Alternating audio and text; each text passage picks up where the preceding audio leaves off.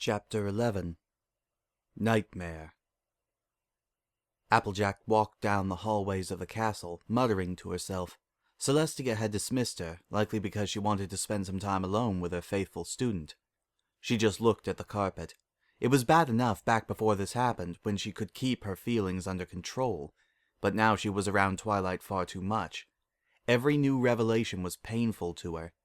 Having to sleep right next to her, Luna liking her, oh, sweet, merciful Creator.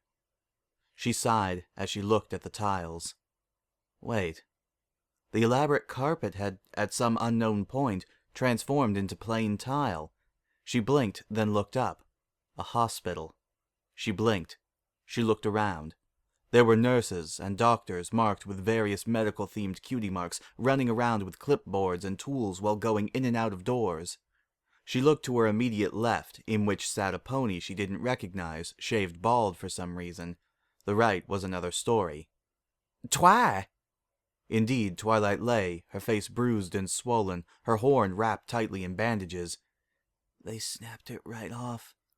Might not be able to reattach. There were gashes up her forelegs. Blood loss. Very severe.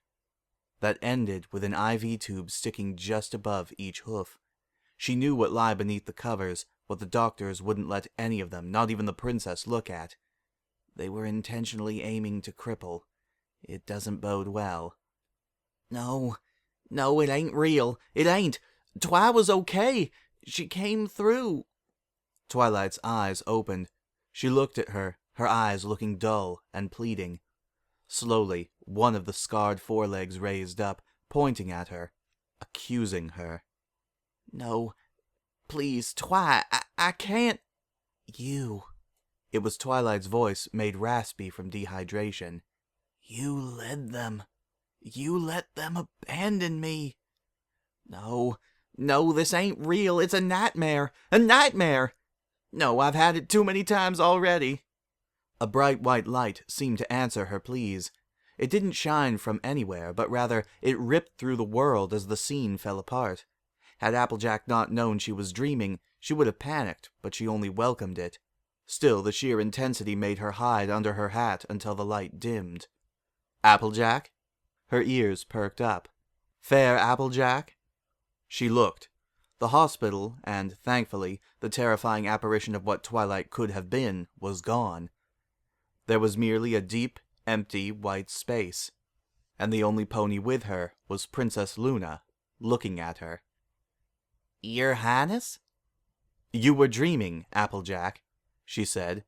You fell asleep waiting for Twilight to return to you. Without another word, she placed a foreleg around her and pulled her close. Applejack opened her mouth to say she was fine, but tears came spilling out instead. She pressed her face up against Luna's chest and cried. I'm sorry, fair Applejack, Luna sighed. I should have kept a closer watch on you and your friend's dreams. What do you mean? She shuddered through tears. My sister suffered this nightmare herself for months after the wedding, she sighed. I was so determined to comfort her through that, I missed that you and your friends might be suffering the same. By now, Applejack had regained control of herself somewhat. Her tears were still falling, but she was at least in control enough. You don't need to worry none, Princess, Applejack, she cut her off simply. You should not try to be stubborn about this. There is no use lying to me about this. Applejack looked at her, then at the floor. I led every pony out on her. They followed without hesitation. You did nothing. But Twi could have gotten hurt, Applejack cried. What if them changelings had beaten her down? Or... Ah, what if? Truly the most bothersome question in existence. What if I had resisted Nightmare? What if I had talked to my sister about my troubles better? What if my sister and I had tried other tactics to prevent discord from rising to power? I have had many sleepless nights pondering these questions. Applejack suddenly felt an odd sort of shame. She often forgot her experiences were trivial compared to the royal sisters. Princess, I'm sorry. You've been through so much, and I have been through much as well, she said simply. And your feelings are no less important in the matter. My point was only this. Wondering what if will solve little. Instead, think of this as an opportunity to become the friend you feel Twilight Sparkle deserves. Applejack only nodded.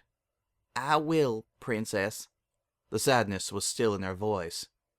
You love her, don't you? Applejack looked at her with wide eyes. Huh? This wedding. You wanted it, didn't you? Applejack felt her face light up. How did you... Please, I am the mistress of dreams, and yours have been... interesting.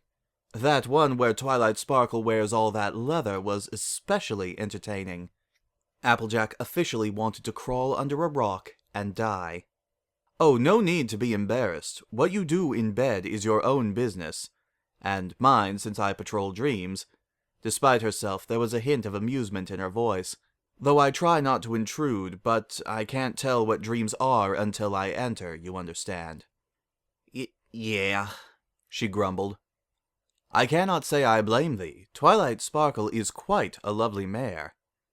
Yeah, you were enjoying her earlier, I noticed. Luna was surprised at the anger that had crept into Applejack's voice, but only for a moment. You needn't worry. I do truly think Twilight is a lovely mare, but doing so would damage my relationship with Celestia. Applejack looked at her. Huh? Oh, not that badly, but she knew Twilight when she was a wide-eyed foal. I think part of her wishes she still were. My sister cares for her like her own child. I'll look, but not touch, as it were. Oh, well, thank you, Applejack said. She rubbed her front leg. So, you'll tell Twilight Sparkle tomorrow, I trust? What? No! Why? It was a minute before Applejack realized that Luna was honestly confused. She was looking at the farm pony like a foal might look at an adult participating in a peculiar activity. Well, she's out of my league. She has royalty gawking at her. She'd never... Foolishness, Luna said, in a tone that made it clear she wanted to hear no more. A coward's cry. Tell her on the morn. What? No! Why does every pony got to try and run my love life? I won't. Then I shall tell her. No! Applejack's pride failed her. She threw herself at Luna's hooves, wrapping her forelegs around hers. Please, Princess, please don't. I will, she said coldly. I have always thought secret crushes, I believe they're called now, were foolish. The world will not end if she says no. But... She tried to get out of the other half of it, about Twilight dragging her into a life she wasn't prepared to live, but Luna was adamant. No buts! You tell her on the morn, or I shall. Please, Princess. Please listen. Luna stayed quiet, but her look was one of a pony prepared to hold her ground. Princess. It hit her then. Princess, do you know what your sister is preparing for Twi? Luna blinked. Well, yes. Are you worried about that? Applejack nodded. I don't want to keep her in Ponyville if Celestia has plans for her, and... She thought about what Rainbow Dash said, then decided she needed to be honest about it. I ain't sure I could stand being away from Ponyville if we left. Luna was calmer now. She nodded. I suppose that is a legitimate concern. Yes, wouldn't want to pull Twilight Sparkle into anything until you're sure. What is your sister planning? I cannot say, Luna said. She made me promise to keep it a secret from all, but... She seemed to reconsider for a moment. I trust you will stay quiet about this? Applejack nodded. It will come to fruition very soon. Very soon. I take it you will talk to Twilight Sparkle afterwards? Huh? Luna's expression got narrow. You will talk to Twilight Sparkle at that time. You will discuss it amongst yourselves. Fear gripped Applejack again, and in that fear, anger came out. What business is it of yours? Luna leaned in, and Applejack's anger evaporated. The Princess of the Night could look very intimidating. Twilight Sparkle is my liberator. Her happiness is my business. I will not let her miss a potential mate because you refuse to speak up. Now wake up! Applejack obeyed. Her eyes opened to the roof of the room they were sharing. Twilight still wasn't there. She took some deep breaths. This wasn't good. Luna had threatened her over the whole thing. Or had she? It had been a dream, after all. Was it really Luna walking in her dreams, or just regular vanilla dreaming? Or was it even the rings, with another trick? Luna had seemed unusually aggressive. She looked at her jewelry. "Was that your doing?" "You know, talking to inanimate—" The words faded, replaced with the second line. "Objects is a sign of insanity." She growled. Before she could go on, the door to the bedroom opened. "Applejack?" Twilight said. "Is something wrong?" The farm pony was silent a moment before shaking her head. "No, nothing." "Well, all right," she said, climbing into bed. Applejack tried to keep her face straight. These rings might be messing with her dreams, but how could she explain that to Twilight without revealing exactly what her dreams were? She sighed. She doubted she'd be sleeping tonight. To be continued.